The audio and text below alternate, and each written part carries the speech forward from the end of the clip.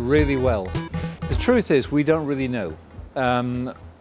What it is the body has bad information within it. And what we do is we basically put better information in.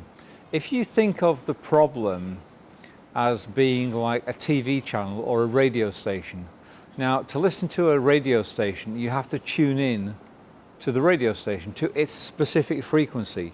To watch a TV documentary or a program, you have to tune into its specific frequency. And while somebody is able to listen to the radio or look at the TV and get the input from it, it can bother them, it can disturb them. What we do with TFT is we tap, and basically we upset the frequency, we take them off frequency. So if they can no longer hear the radio station, or they can no longer see the TV program, it's no longer a problem, it's gone. That's why people say it's gone. Because the minute it's there, and next it's gone, and you will see people frowning like, where is it? It's gone. Yeah, and especially things like, I mean, you saw the trauma, the lady with the trauma. Yeah, that went from tears of despair and grief and anguish within a minute to tears of relief, because it's like, it's gone. It's no longer there. And the thing is, because that went so quick, she will not be able to get that back. That really has gone. It's like you delete the radio station from the tuner. It can no longer tune anymore, and it just disappears. It is amazing to see, amazing to watch. It's a little bit of, we have a foundation called algorithms that we kind of know if we tap certain things in certain sequences, we will get certain results based on a combination of two things. One is asking questions and what people say, or almost what people don't say, but by intuition as well, then you kind of pick the right things. Like with the lady with the trauma, when I tapped on her finger here, okay, it all went, and that was guilt. So she was carrying a massive amount of guilt with this trauma. And I noticed when I was tapping, she was getting upset. As soon as I tapped here, it's like, oh, there's guilt. So because I tap here, and you kind of get the, which I saw, I then thought, okay, I need to tap anger as well, because with guilt often comes anger. So I tapped the anger, and then when I tapped that, it was all gone, because the guilt's gone, the anger's gone. So you can Trauma. treat the body? Yeah. And by the body, you find the right Yeah. spot.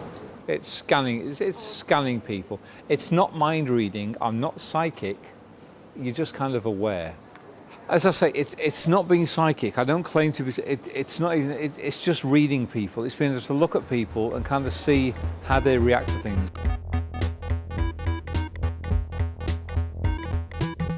Oh, I read Callahan's book about TFT, and I had a phobia of wasps, and I couldn't get rid of it. It was bad. And I'd had people try to hypnotize me. I had NLP experts trying to get rid of it using NLP, nothing. I sat for breakfast one day with my friend, and it's gone. It, boom, just went, absolutely just cleared. Went instantly. Took like a minute, less than 1 minute, and it was just gone and never came back. Still isn't back to this day, it's gone. To the cause, doesn't matter. It doesn't matter. It's like, you know, the lady with the trauma again. I don't know what the trauma was. I don't know what the cause was. I don't care. I don't need to know that. I need to know that she can tune in to a station or a frequency that traumatizes her. I tap her with the appropriate counter information, and it gets rid of, you know, it's like if you take your car to a mechanic, the mechanic doesn't say to you, okay, tell me about every journey that you've had since you last came here. The car's broken, he'll fix it. I'm like a mechanic on a car. I don't want to know this stuff. I don't need to know this stuff. It's not important. Very rarely the client will want to tell you everything, and they'll say, no, I feel as though I need to explain. Fine, explain. And while they're explaining, I'm just sitting there thinking, we could have done this 20 minutes ago. But it's important sometimes for clients, I'm not being disrespectful or dismissive, it is sometimes very important for a client to say, look, I need to tell you this. Fine, tell me. It's going to make no difference to how quick I treat you or the success of the treatment, but if you feel as though you need to tell me, then tell me. And they do sometimes, and it's like, okay. I go, right, okay, now you've told me, let's fix it. And they go, what? Yeah, let's fix it. Then you fix it, and they go, and I say, okay, you know what you were telling me about before? Yeah, tell me about it again.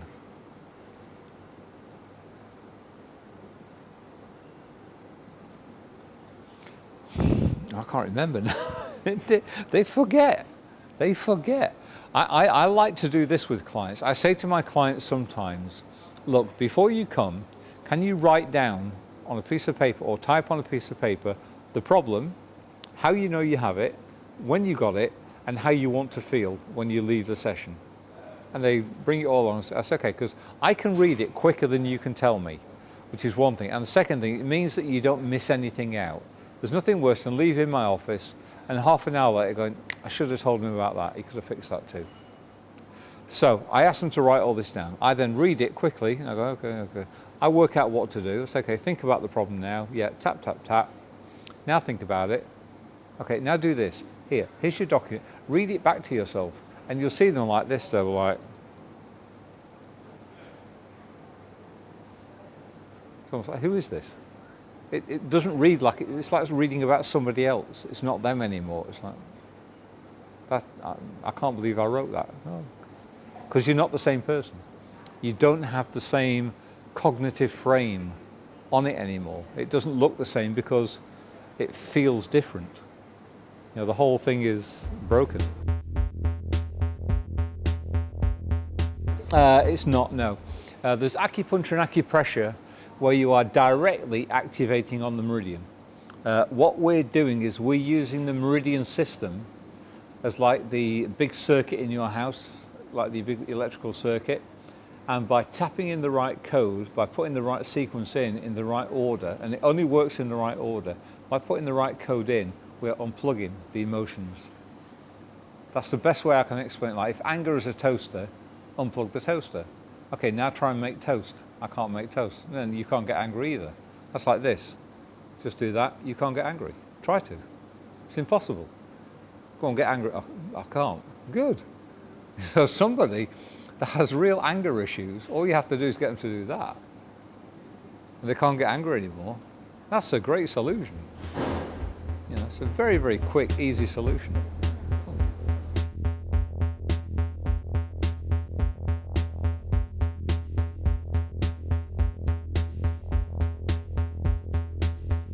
Yeah, there's nothing wrong with either. I'm trained in both. I'm an advanced practitioner of both TFT and EFT. When I first knew I was going to teach TFT, I went and learnt EFT as well. I've met Gary Craig, I've met quite a few people that do EFT. There's nothing wrong with it, and there are some very good EFT practitioners. The reason I like TFT is because it's more coded, it's more precise. EFT is we use all the same points, but we go through them all, one after the other. So it is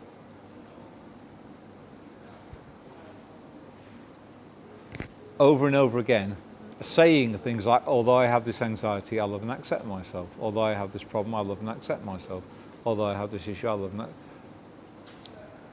First thing I don't like to accept anything that's negative. Yeah, it's like saying, although I have cancer, I love and accept myself. No, my thing, I want the cancer gone. I want rid of it. I don't want to accept it. I want it out of my body. You know, I want it clear. You know, although I have this anxiety, no, I don't want to accept the anxiety. I want things gone. I want things fixed. So that's why I like TFT, because you can calculate the code, the appropriate counter code to the bad information to get rid of the bad information. And that's kind of how that works. It's just a little bit cleaner.